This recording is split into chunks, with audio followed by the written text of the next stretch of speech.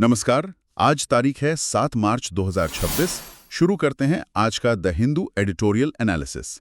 आज के लेक्चर की पीडीएफ आप हमारे टेलीग्राम चैनल बेसिक वाला नॉलेज से डाउनलोड कर सकते हैं। इस इन डेप्थ विश्लेषण का मुख्य उद्देश्य अलग अलग क्षेत्रों की गहरी समझ विकसित करना है, जो कि हर जिज्ञासु छात्र और सीखने वाले के लिए बहुत जरूरी है। बिल्कुल। आज के इस सेशन में हम 3 बेहद अहम मुद्दों पर चर्चा करेंगे। पहला मुद्दा है भारत की महिला किसानों के अधिकार। हाँ, विशेषकर पोषण और जमीन के मालिकाना हक के संदर्भ में जो चुनौतियां आती हैं वो। सही कहा। दूसरा मुद्दा थोड़ा अलग है, फॉर्मूला 1 यानी F1 रेसिंग का 2026 का नया हाइब्रिड इंजन फॉर्मूला और जलवायु परिवर्तन से निपटने की उनकी रणनीति। एकदम। और तीसरा मुद्दा बहुत समकालीन है, आर्टिफिशियल इंटेलिजेंस यानी AI के दौर में महिलाओं की डिजिटल सुरक्षा, जिसमें हम एथिकल AI की जरूरत पर बात करेंगे। हाँ, चलिए इसको थोड़ा विस्तार से समझते हैं। पहले आर्टिकल की तरफ बढ़ते हैं। शुरुआत करते हैं महिला किसानों के मुद्दे से। इसका संदर्भ सीधे आने वाले कल से जुड़ा है। कल 8 मार्च 2026 है, यानी इंटरनेशनल वुमेन्स डे। और इस साल कुछ खास भी तो है। हाँ, वर्ष 2026 को international year of the woman farmer के रूप में मनाया जा रहा है। डॉक्टर सौम्या स्वामीनाथन ने इस पर एक बहुत ही गहरी तस्वीर पेश की है अपने आर्टिकल में, जो कानूनी किताबों से थोड़ी अलग है शायद। थोड़ी नहीं, बहुत अलग है। देखिए, कानूनी सुधार तो हुए हैं, बेटियों के लिए समान विरासत के अधिकार जैसी बातें पेपर पर हैं, पर जमीनी हकीकत, मतलब अगर आप गांव में जाकर देखें तो जमीन और संपत्ति आज भी मुख्यतः पुरुषों के नाम पर ही होती है। सही बात है। सामाजिक मान्यताओं और प्रशासनिक बाधाओं के कारण महिलाओं को किसान का वो कानूनी दर्जा ही नहीं मिल पाता जिसके वो हकदार हैं। सोचने वाली बात है ये बिल्कुल वैसा ही है जैसे वे पूरी कंपनी चला रहा हो, हर दिन का काम संभालता हो, लेकिन उसके पास सीईओ का कानूनी पद या टाइटल ना हो। एकदम सटीक उदाहरण दिया आपने। बिना उस टाइटल के उस व्यक्ति को क्रेडिट नहीं मिलता। ठीक वैसे ही इन महिलाओं को क्रॉप इंश्योरेंस, बैंक लोन या नई तकनीक की सुविधा नहीं मिल सकती, क्योंकि डॉक्यूमेंट्स में वो किसान है ही नहीं।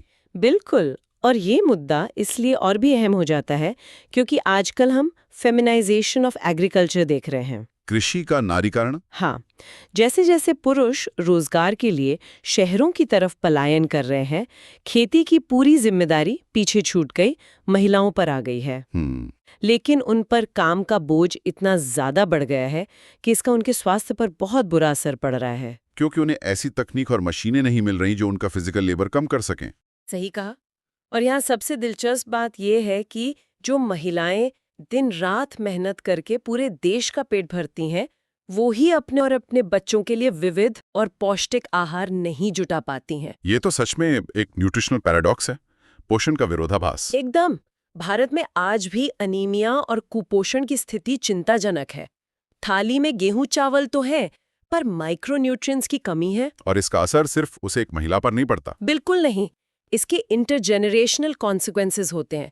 आने वाली पीढ़ियों पर सीधा असर पड़ता है, बच्चा शुरू से ही कमजोर रह जाता है। तो इस आर्टिकल में MS स्वामीनाथन रिसर्च फाउंडेशन यानी MSSRF और वर्ल्ड फूड प्रोग्राम ने कुछ समाधान भी तो सुझाए होंगे 2026 के लिए। हाँ, उन्होंने 4 मुख्य प्राथमिकताएं बताई हैं।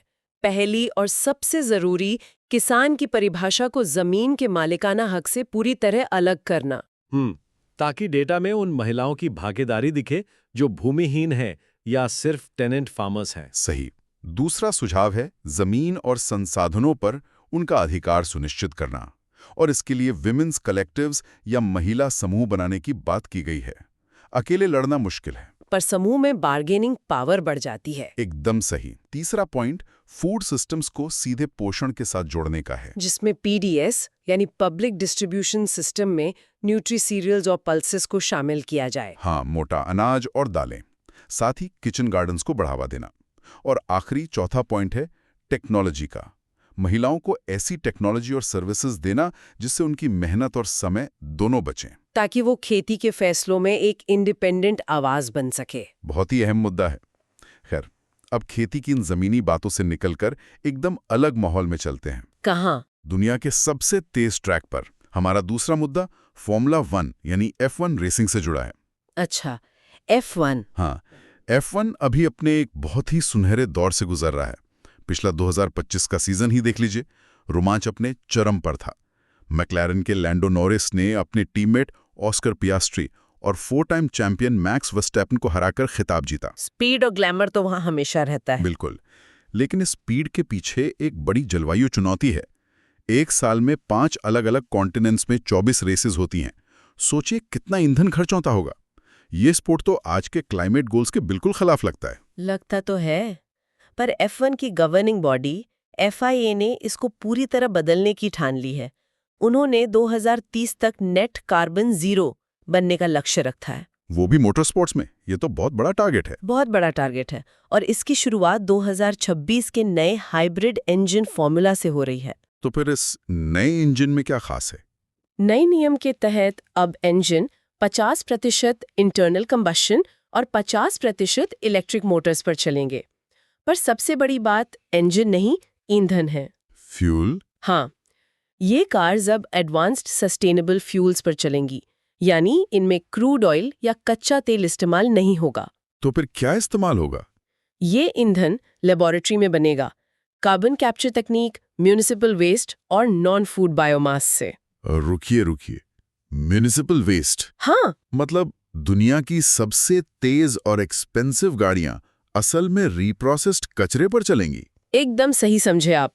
साथ ही ब्रेकिंग के दौरान वेस्ट होने वाली काइनेटिक एनर्जी को रिकवर करके उससे बैटरी चार्ज की जाएगी। यहाँ बात सच में बहुत रोचक हो जाती है। कैसे? देखिए, जो तकनीक ट्रैक पर टेस्ट होती है वही तो फिर आम गाड़ियों में आती है ना, ट्रेडिशनल कार्स में। इसी नए नियम की वजह से ऑडी, होंडा और फोर्ड जैसी बड़ी कंपनियां स्पोर्ट में वापस आ गई हैं।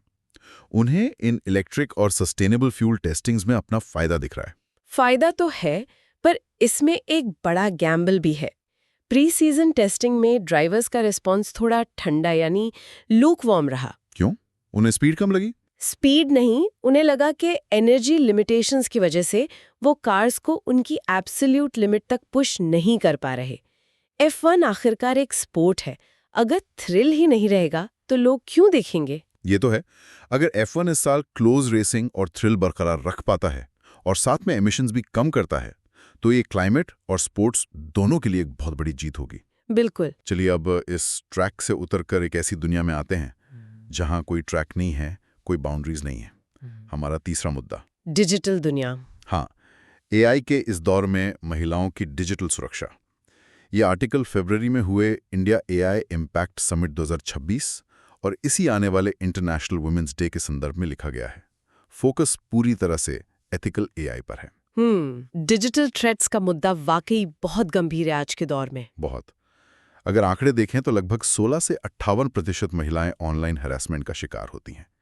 देखिए, फिजिकल दुनिया में एक महिला थोड़ी सावधानी बरत सकती है। हाँ, वहाँ फिजिकल बाउंड्रीज होती हैं। लेकिन डिजिटल दुनिया में वहाँ एनोनिमिटी है। गुमनामी की वजह से बचाव बहुत मुश्किल हो जाता है। और इसी गुमनामी ने डीप फेक के दौर को और खतरनाक बना दिया है।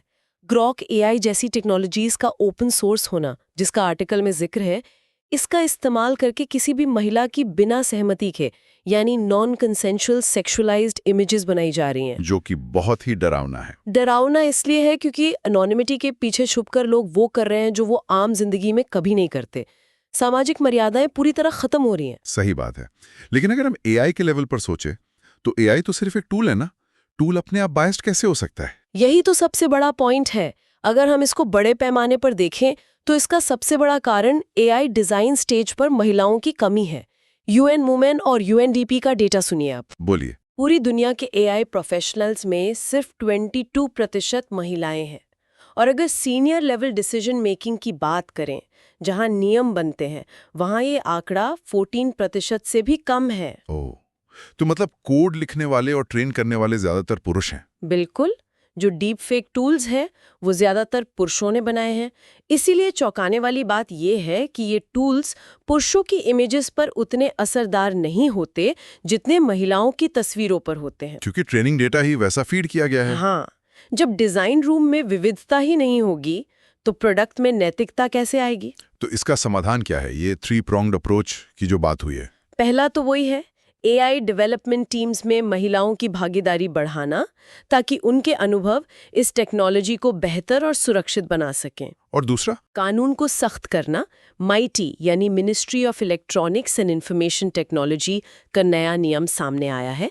जिसमें ऑनलाइन प्लेटफॉर्म्स को डीप फेक हटाने की डेडलाइन दी गई है। हाँ, इंटरमीडियरीज को रिपोर्ट मिलने के ठीक 3 घंटे के भीतर उस डीप फेक को टेक डाउन करना होगा, यानी हटाना होगा। ये कानून तो ठीक है, लेकिन एक तीसरा पॉइंट भी है जिस पर मैं जोर देना चाहूंगा, स्टार्ट यंग। आज के जो बच्चे हैं वो डिजिटल नेटिव्स हैं, वो टेक्नोलॉजी के साथ ही बड़े हो रहे हैं। उन्हें एलिमेंट्री लेवल से ही डिजिटल सेफ्टी सिखानी चाहिए, बिल्कुल वैसे ही जैसे हम उन्हें सड़क पर चलने की फिजिकल सेफ्टी सिखाते हैं। सही कहा, नैतिकता तो बच्चा शुरू से ही सीखता है। तो इस सब का क्या मतलब है? आज हमने अलग अलग दिशाओं में बात की, चाहे वो महिला किसानों के जमीनी हक हों, F1 रेसिंग का जलवायु लक्ष्य हो या AI डेवलपमेंट में महिलाओं की भागीदारी।